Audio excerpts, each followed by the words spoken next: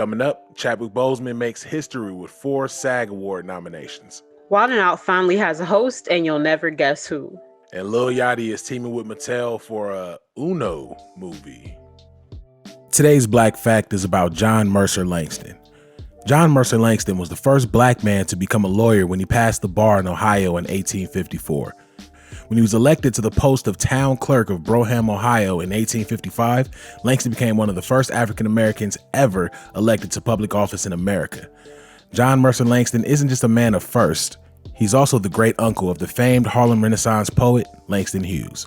Hey everybody, it's your girl Rach the Gem. What's going on? It's your boy Big Los. And welcome back to The Beat. The late Chadwick Boseman has made history, becoming the first ever actor to be nominated for 4 Screen Actors Guild Awards in 1 year. His nominations include Outstanding Performance by a Male Actor in the Leading Role for Ma Rainey's Black Bottom, Outstanding Performance by a Male Actor in the Supporting Role for The Five Bloods, Outstanding Performance by a Cast in a Motion Picture for The Five Bloods and for Ma Rainey's Black Bottom.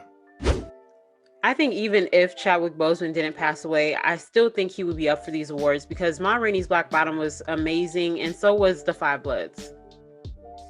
Absolutely. Stellar performances by the late Chadwick Boseman. And it's amazing to not only see him get nominated after his passing, but to also make history after his passing.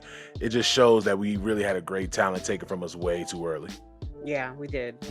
In some news that I found hilarious, former President Donald Trump resigns from the Screen Actor Guild in a letter marked with a familiar seal, and it was signed as President Donald Trump.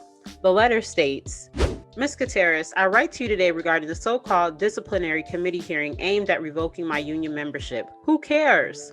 While I'm not familiar with your work, I'm very proud of my work on movies such as Home Alone 2, Zoolander, and Wall Street, Money Never Sleeps, and television shows including The Fresh Prince of Bel-Air, Saturday Night Live, and of course one of the most successful shows in television history, The Apprentice, to name a few. I've also greatly helped the cable television business, said to be a dying platform with not much time left until I got involved in politics, and created thousands of jobs at networks such as MSDNC and Fake News, CNN, among others. Which brings me to your blatant attempt at free media attention to distract from your dismal record as a union. Your organization has done little for its members and nothing for me besides collecting dues and promoting dangerous un-American policies and ideas. As evident by your massive unemployment rates and lawsuits from celebrated actors who even recorded a video asking, why isn't the union fighting for me? These, however, are policy failures. Your disciplinary failures are even more egregious. I no longer wish to be associated with your union. As such, this letter is to inform you of my immediate resignation from SAG-AFTRA. You have done nothing for me. Regards, President Donald J. Trump. In some more news you didn't expect to hear today, Lil Yachty is partnering with Mattel on a featured adaptation of the popular children's game Uno. That's right, Uno, the card game. With the rapper being slated as a producer alongside Mattel Films and quality controls Kevin Coach K. Lee, Pierre P. Thomas, and Brian Shear. Marcy Kelly penned the screenplay for the action heist comedy set in the underground hip-hop world of Atlanta, and reports say Yachty is eyeing a starring role for the comedic action adventure film. This has to be the most odd news I've ever heard. How do you make an action film in Atlanta based around hip-hop about Uno? I don't know. It sounds like they just pulled random things out of a hat.